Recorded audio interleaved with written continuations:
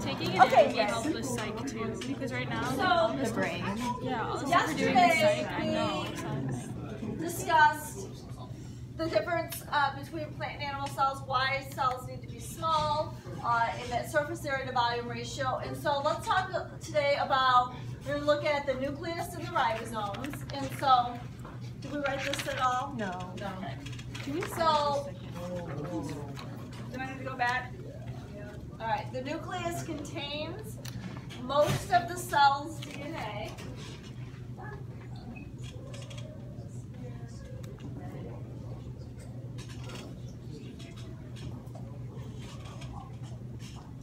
And then ribosomes use the information from the DNA to make proteins.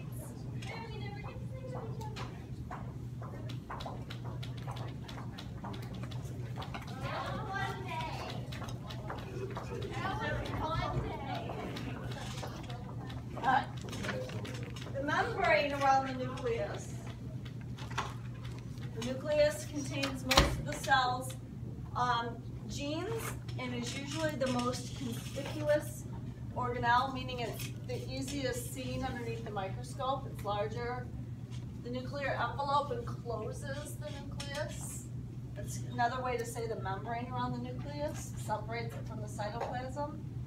And the nuclear membrane is a double membrane. So there's two lipid bilayers making up the nucleus, the nuclear membrane.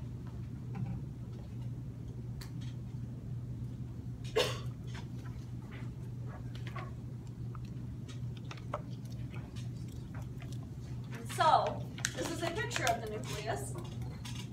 I'm going to dim the light here to show a couple of things on here. So here's the nuclear envelope. It's kind of hard to see, but there are two lines here. That's the double layer. Each line is a lipid bilayer. There are pores that open and close, so that's to allow things to go through. And so that's what we're seeing here, the two lipid bilayers, the pores that allow things to go through. Another thing about the nucleus is that ribosomes are stuck to it. So that's what these are. So all these little dots around here, these are the pores, the larger ones, but the little dots are ribosomes stuck to it. Now inside the nucleus is a dark spot right here called the nucleolus. The nucleolus actually makes what is called rRNA. We'll write that in just a minute here. The R stands for ribosomal RNA. Ribosomal RNA is used to make ribosomes. So in a sense, the nucleolus makes ribosomes, which is what happens at ribosomes. Do you guys remember? It makes protein, absolutely. And so then that's the nucleolus inside, and then we have chromatin. And chromatin is showing you here what chromatin is. And so yesterday in the video, they used the analogy with thread and like sewing thread and a spool. That the spool is there to keep the thread organized and so on, not tangled up. And so in our cells, this chromatin, if I were to redraw it here, is made out of proteins. That's the red things here, proteins. And then we have DNA that's threaded around these proteins. So it goes around and around and around, kind of like, the proteins are kind of like the spool of organizing the sewing thread. In this case here, this is DNA, and these are proteins. So on this picture here, the purple guys here are the proteins. They're called histone proteins. And then the blue in this picture here is the DNA. And this collectively is called chromatin. And this is usually the form that DNA is in your cells. Like if we look at a random cell underneath the microscope, you can see the nucleus in it, but you usually can't see the DNA, this chromatin.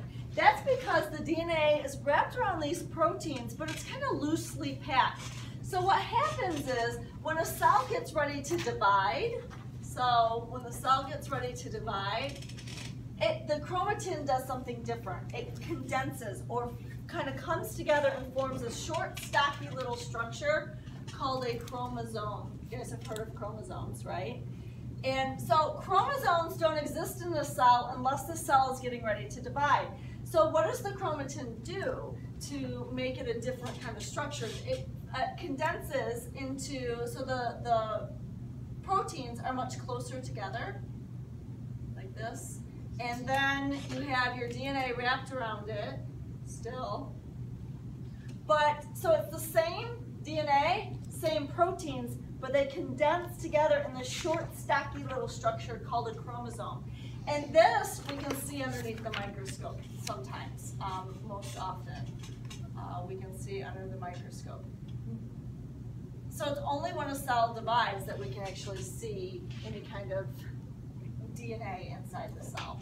Most of the time it looks like this. It's kind of, you can't really see it, it's stringy and so on. So it's kind of like the idea, like if I were to take a piece of sewing thread and just have a long thread here, it might be hard to see, especially for people in the back, but if I take this long sewing thread and jumble it up and condense it into a ball, you would probably be able to see it better. The same kind of idea here underneath the microscope. So I wanted to just introduce that to you, the relationship between chromatin and chromosome, because this is probably what you've heard a lot about. And we'll talk about that more when we do genetics and things like that, when we talk more about DNA. So that's the nucleus. This just shows you, there's the pores, the real pictures of them, right? Nuclear lamina inside. The pores, what they do is regulate the entry and exit of molecules from the nucleus. The nuclear size of the envelope is lined by what we call the nuclear lamina, which is composed of proteins and maintains and helps to keep the shape of the nucleus. What's an example of something that exits the nucleus? mRNA. So remember we said DNA never leaves the nucleus and but contains instructions to make proteins. So it copies those instructions on an mRNA. Very good. So let's write what we just looked at in the picture. So in the nucleus, DNA is organized into discrete units called chromosomes. Each chromosome is composed of a single DNA molecule associated with proteins. The DNA and proteins of chromosomes are together called chromatin. Chromatin condenses to form discrete chromosomes as a cell prepares to divide.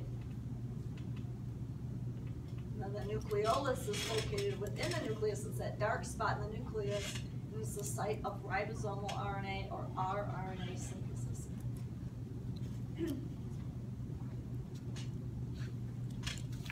You might want to jot here rRNA is used to make ribosomes, right? So that's what rRNA is.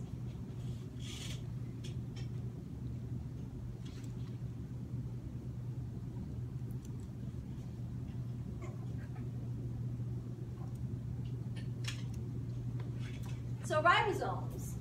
Ribosomes are made up of rRNA and protein, ribosomal RNA and protein. And they carry out protein synthesis in two locations. First location is in the cytosol, and we call those free ribosomes.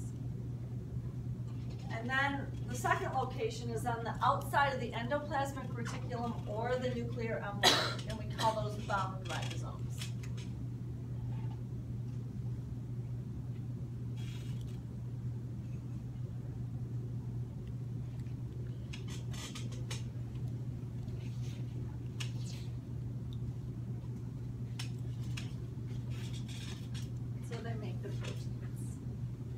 So this is a picture of a ribosome. Most often you see ribosomes as just little dots in the cell. We're going to see this later on, we'll talk more about it, but they are actually a little bit more complex. They have a small and a large subunit that come together when they're going to make a protein. Usually they're not together, they only come together when they're making a protein. So that's what it looks like here. And so this is a real transmission electron microscope. The dots are the free ribosomes. And then this is a cross-section of the rough ER, where these little black spots here are ribosomes that are attached to the surface of the rough ER. All right, and that's the nucleus and the ribosome. This next collection of organelles comprise what we call the endomembrane system. So endo in front of something, what does that mean? If you see endo in front of a word. not outside, but inside. So remember last chapter we talked about chitin. Chitin is made up, is what is used to make up the exoskeletons of like insects and things like that. Exoskeleton is a skeleton on the outside of the body. We have an endoskeleton inside the body. So endomembrane system. We have membranes inside the cell, and so all of these we're going to see have similar construction of membranes. So notice there's a plasma membranes on here. Plasma membrane has that lipid bilayer with those proteins embedded, and we're going to see that all these other organelles also have a lipid bilayer, and they're very similar to the construction of the plasma membrane. And therefore, we're going to see that they can fuse together and so on. So all of these guys here are either continuous, meaning that they're literally connected together, or they're connected by vesicles, meaning a vesicle can leave one of the organelles and go to another. And so I'm going to illustrate that here. This is probably a little bit different than learning about these in your regular bio class that you had. You probably learned about all these and memorized what they did, but we're going to now look at how they work together and their relationship to one another, all right, in this endomembrane system. So we already talked about the nucleus and the nuclear envelope. The nuclear envelope is on here because the nuclear envelope, the membrane around the nucleus, is actually continuous with the endoplasmic reticulum membrane. They're actually physically connected together. So that's where we're going to start, is the endoplasmic reticulum. Okay. A little bit.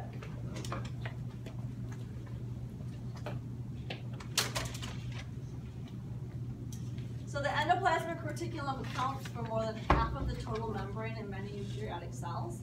It's continuous, the membrane is continuous with the nuclear envelope. And there are two distinct regions or types of ER.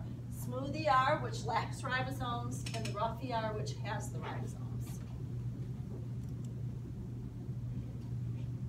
And it's called rough because the ribosomes, when they attach to the ER, make the surface appear bumpy or rough, and the smooth ER, since they don't have it, make the surface appear smooth. And so this is the picture that shows you what they look like. So here's the nuclear envelope. Notice here that this is the rough ER right here, that the membrane of the nuclear envelope is consistent with and continuous with the rough ER. The rough ER has these dots on it, which are the ribosomes. The rough ER also is directly connected to this part right here, which is the smooth ER. So the membrane of the nucleus, the rough ER, and the smooth ER are all literally physically connected to one another. They just flow into one another. The rough ER has a different shape than the smooth ER. See how the smooth ER looks like almost like more like little tubes? And the rough ER is, they call it sometimes like flattened sacs, all right, that make up the rough ER. So that's what they look like. And so they call it back here, they call it two distinct regions of the ER because they're really connected together here through the membrane. So we're going to take a look at the smooth ER and look at its functions, and the rough ER and look at its functions. So that's a real picture of it. So the smooth ER first. Functions.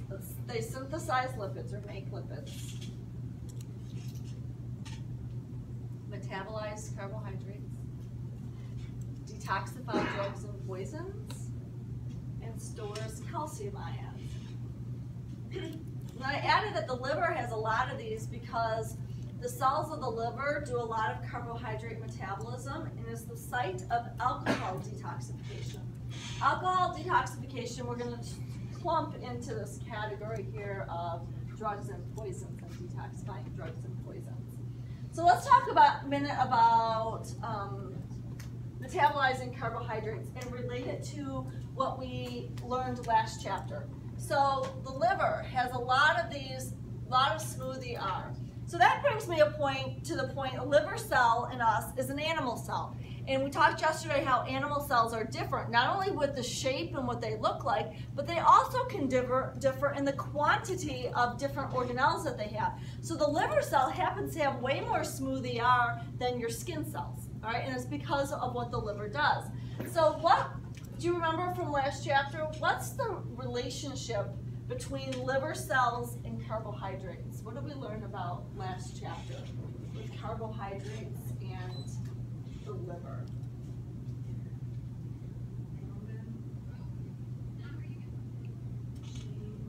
Two people can tell me? Shane, you want to tell me? Doesn't it like have to do with the liver cells that break down the sugar? They can. Like, what do they? Why do they do that?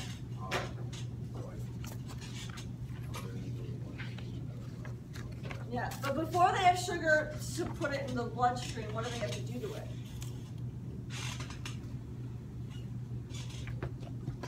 Absorb what? All right. They absorb sugar. What do they do to the sugar? And the sugar we're talking about, the cells of your liver, the sugar we're talking about is glucose. So you have glucose in your bloodstream. What does the liver do? Roman? What does the liver do with the sugar? It stores it. What does it store as, and how does it store it? You know?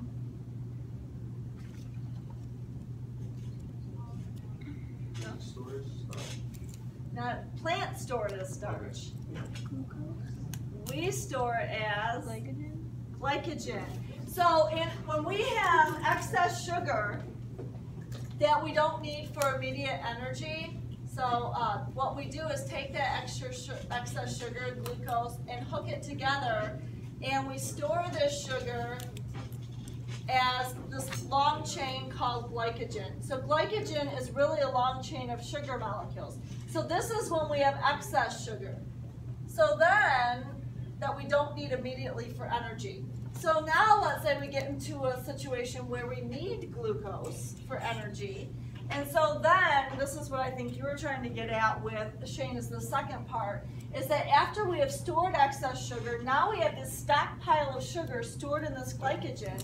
And now we can, when you need the sugar, we can break the bonds between the glucose molecule. So now, instead of one long glycogen molecule, if we break the bonds between these guys here, we now have individual glucose molecules that now can go back into your bloodstream and go to your cells of your body and be used for energy. So these guys can be now used for energy. So that's an example of carbohydrate metabolism going on in your liver that connects from last chapter. Another thing I want to talk about is the detoxification of drugs and poisons, and down here when it says it's the site of alcohol detoxification. So what happens is when somebody intakes alcohol into their body, the liver takes that alcohol and chemically changes it into products that are not damaging to your body. So that's the detoxification process. And so because the liver is the site of that, it has a higher smoothie R content. But what happens is the liver can actually adapt somewhat.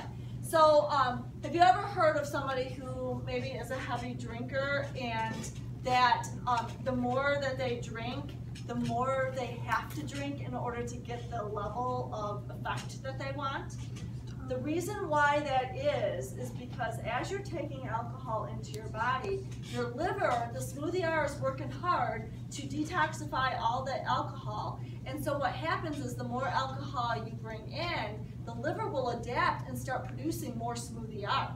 So then you start making more smoothie R, and so then when they drink their alcohol, the liver is detoxifying it at a faster rate because there's more smoothie R in their liver, which means that then they have to drink more to get the buzz that they want to have from the alcohol. And so that can be a damaging thing eventually to the liver, because the liver will adapt to a certain amount. It just can only make so much smoothie R, and then you can start to get damage to your liver cells in your liver, which is why it's a major organ that goes bad when somebody abuses either alcohol or drugs or anything like that. All right, so the cells can adapt there.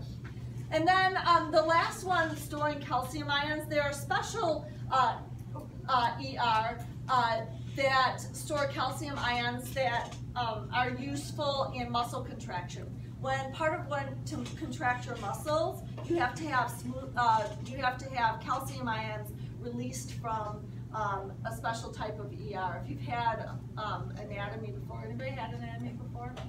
All right, it's called the Sarcoplasmic Reticulum. I don't know if your anatomy teacher talked about that, but it releases calcium ions to make your muscles contract. So that's just an example of that. All right, so that's your smooth ER. The next type of ER is your rough ER, and it has those bound ribosomes. And the bound ribosomes secrete glycoproteins, which are proteins covalently bonded to carbohydrates. Distributes transport vesicles, which are secretory proteins surrounded by membranes. And this is a membrane, also a membrane factory for the cell. So that's kind of the job of the rough ER. So let's look at the words here that we used. Glycoprotein, whenever you see glyco in front of something, that's referring to a carbohydrate. So these are proteins that have carbohydrates attached to it. They distribute transport vesicles. We'll talk about that in just a minute. But these vesicles are secretory proteins surrounded by membranes. So secretory proteins, this word comes from the word secreted. So therefore, these proteins are secreted from the cell. What does that mean? So they leave the cell.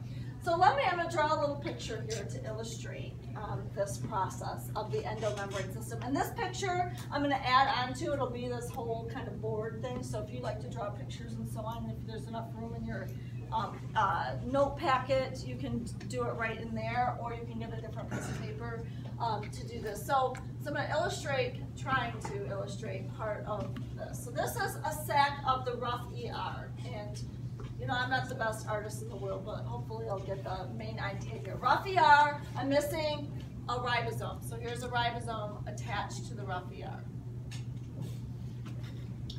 Ribosomes make proteins, right? By hooking together amino acids. So remember the link here, if this is a cell, this is the nucleus. I'm going to draw the nucleus small here. The nucleus contains your DNA, which contains instructions to make your proteins, which happen here at the ribosome. But remember, DNA doesn't leave the nucleus, so it copies the instructions on an mRNA molecule, and the mRNA can leave the nucleus and take those instructions to the ribosome. At the ribosome is going to then take those instructions and start adding and connecting the amino acids. So it's going to connect one amino acid to another amino acid to another amino acid, and so on and so forth. And as it connects amino acid to amino acid and builds this polypeptide chain, this polypeptide chain is going to build and go into the rough ER. So once the ribosome finishes adding all the amino acids, we're going to have our finished polypeptide chain. All right, so we have all the amino acids, so that's a polypeptide. Then what happens is this polypeptide needs to be, it's going to eventually, this is the rough ER, it makes secretory proteins, proteins that are going to be secreted from the cell. This is that protein. This protein needs to be secreted from the cell. So let's draw here. I'm going to draw a cell membrane. So here's the cell membrane. So here's the cytoplasm, that's the rough ER. Here's the cell membrane. So this is outside your cell. And so we want to get that protein outside the cell, but yet it just was made and now it's in the rough ER. So how does it get to outside the cell? So what happens is the rough ER, this membrane here, bulges out. So I'm going to draw here, this membrane, and it bulges out like this and surrounds that finished polypeptide. So here's your polypeptide. All right, so this now is here. And this membrane continues to pinch off. So it continues to pinch off, and eventually when those two membranes meet, you have kind of like a little bubble that pinched off, and we call that a transport vesicle. So it's a vesicle that's going to transport its contents somewhere else. What is its contents? Your polypeptide chain.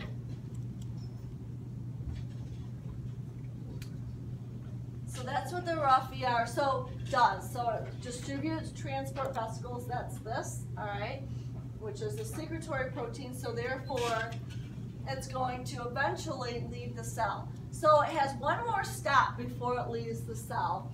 And so that stop is at the Golgi apparatus. The Golgi apparatus consists of a flattened membranous sacs called cisternae.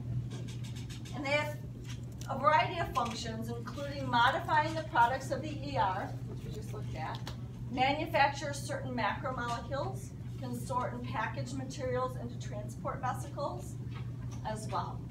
So I'm going to show you an example of that on here. So I'm going to draw, it says it consists of flattened membranous sacs. I'm just going to draw one.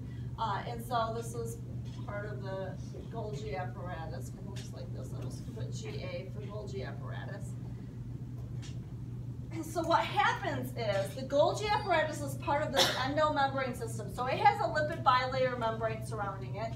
Same thing with the rough ER, same thing with the plasma membrane. So this transport vesicle, the membrane around it was once part of the ER that budded off. And so this transport vesicle, what it does is comes over here, and since the membranes are similar between the ER and the Golgi apparatus, this transport vesicle can fuse with the membrane of the Golgi apparatus.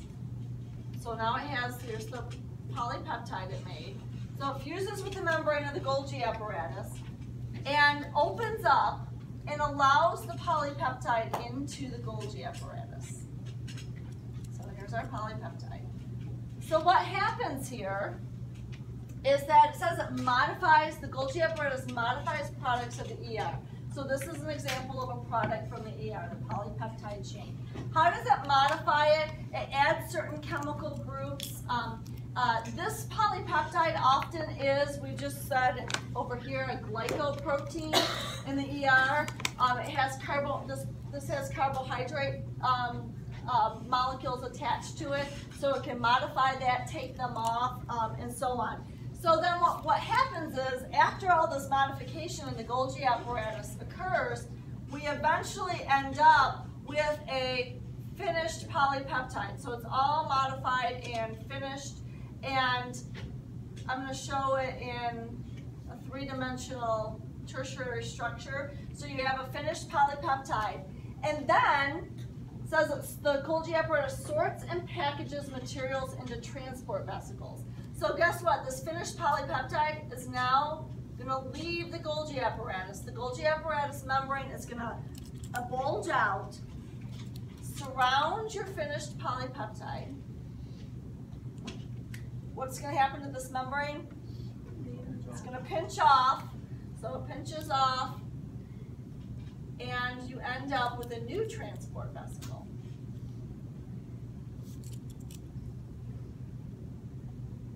And this transport vesicle has your finished polypeptide in it. If it's finished, remember that this whole process, this molecule that was made over here in the rough ER, is supposed to be secreted from the cell. So where do you suppose the transport vesicle goes to? Outside. The cell membrane. And so therefore this vesicle fuses with the cell membrane, opens up, and now your finished polypeptide can leave, and now it's secreted from the cell.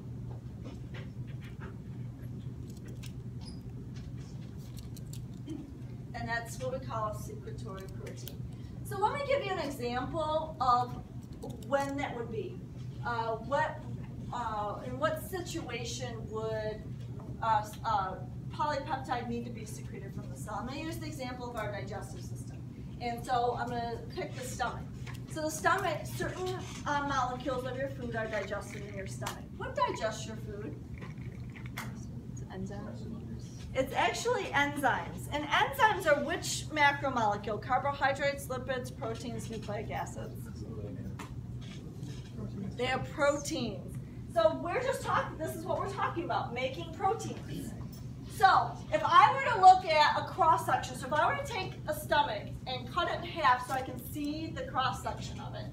So this is the cross-section of your stomach. This is where your food, there's empty space inside your stomach where that's where your food that you've chewed off and so on is in. The stomach is surrounded by cells. So you have cells surrounding your stomach. These cells are involved in digesting your food. How? Where do the enzymes come from to digest your food in your stomach? The enzymes come from the cells that make up your stomach. So guess what? These cells make enzymes and secrete them. And so inside one of these cells, this process is going on because this, so an example here would be the enzyme in your stomach. This could be an example of that. This is how we make it.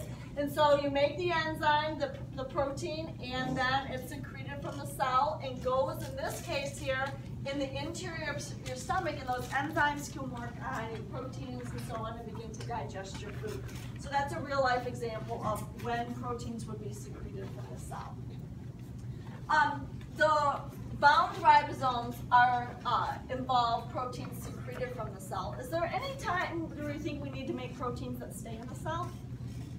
Yeah. Absolutely, we do. And so, so what was the other kind of ribosome? They have to be attached to something? No, they can be free. So therefore you can have free ribosomes. These free ribosomes floating around in the cytoplasm, these guys are the ones that usually make protein that stays in the cell. So therefore it's made in the cytoplasm, and then these bound ribosomes make the proteins that are secreted in the cell. Does that make sense? Okay. All right. So this picture here shows you the Golgi apparatus. I drew just one flattened sac here. Notice here that there are multiple.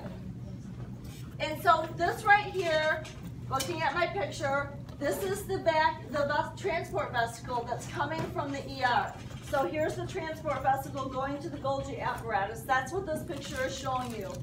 Then my picture doesn't show you in real life what happens is that polypeptide, when it gets modified, goes in the first sac and then buds off and goes to the second sac, gets modified, buds off, goes to the third sac, and so on and so forth until eventually it'll bud off into your finished transport vesicle. So that's what this arrow here is showing you, is that it's moving through the Golgi apparatus that way, further getting modified and so on. What you don't need to know is the cis and trans phase. We don't need to get that much in depth in this class. Right, so the closer, so it does change between all the layers, right? All the layers, right. Yes. And then how does, so at the end it pinches off, but how does the cell create more of the Golgi? Yeah. Yeah, so ultimately, the Golgi, you keep on getting more membrane with the Golgi because the transport vessels from the ER, you know what I mean? Yeah. So, and then also with the, it's adding membrane to the cell as well, and so on. So that's how, and you can grow more. You can grow more just kind of like the smoothie Albert talks about, all right, as well. All right, so that's your Golgi apparatus.